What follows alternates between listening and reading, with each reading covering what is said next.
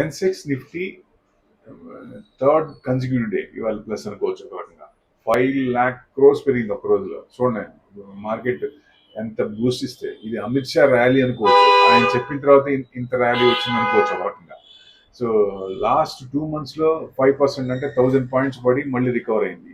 ఇప్పుడు కూడా నిన్న మార్నింగ్ డౌన్ అయ్యి 1000 పాయింట్స్ అయింది. అక్కడి నుంచి అమిత్ షా గారి మాట వల్ల సపోర్ట్ తీసుకున్నా. 1000 పాయింట్స్ ముందు 2 months లో అయింది కాబట్టి సేమ్ ఇప్పుడు రిపీట్ అవుద్దా అంటే రిపీట్ అయ్యే ఛాన్సే ఉంది. బట్ ఇంకొంచెం చూడాలి, ఎందుకంటే ఫేసెస్ అయ్యే కొద్దీ ఇంకేమైనా మార్పులు వస్తాయా. 4th ఫేజ్కి వచ్చేదానికి కొంచెం బలం వచ్చింది.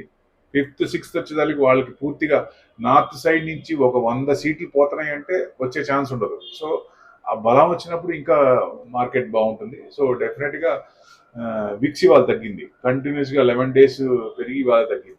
22,000 బిలోకి వచ్చి మళ్ళీ వాల్యూ బయింగ్ వస్తుంది అక్కడ ఇన్ లార్జ్ క్యాప్స్ లో. సో అందుకే మళ్ళీ పైకి వచ్చింది అనుకోవచ్చు ఒక రకంగా. సో ఇన్ఫ్లేషన్ కూడా ఈజింగ్ అవుతుంది. సో డెఫినెట్ గా it will be booster for rate cut second half దాంట్లో, ఇక్కడ కానీ యుఎస్ లో కానీ.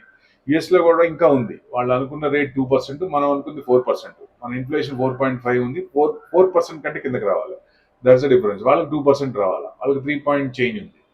సో ఇవి కనుక ఇన్ఫ్లేషన్ కనుక ఇంకొంచెం తగ్గుతుంటే, క్రూడ్ తగ్గుతుంటే ఇన్ఫ్లేషన్ ఆటోమేటిక్ గా తగ్గుద్ది. సో డ్యామ్ షూర్ తగ్గుద్ది. క్రూడ్ తగ్గటమే మనకి ఇంపార్టెంట్. సో డెఫినెట్ గా ఇది అమిత్ షా ర్యాలీ అని మళ్ళీ చెప్పుకోవచ్చు 100%. ఎక్కడ దాకా అనేది, ఈ 1000 పాయింట్స్ కవర్ అవుద్దా లేదా అనేది you have to wait and see.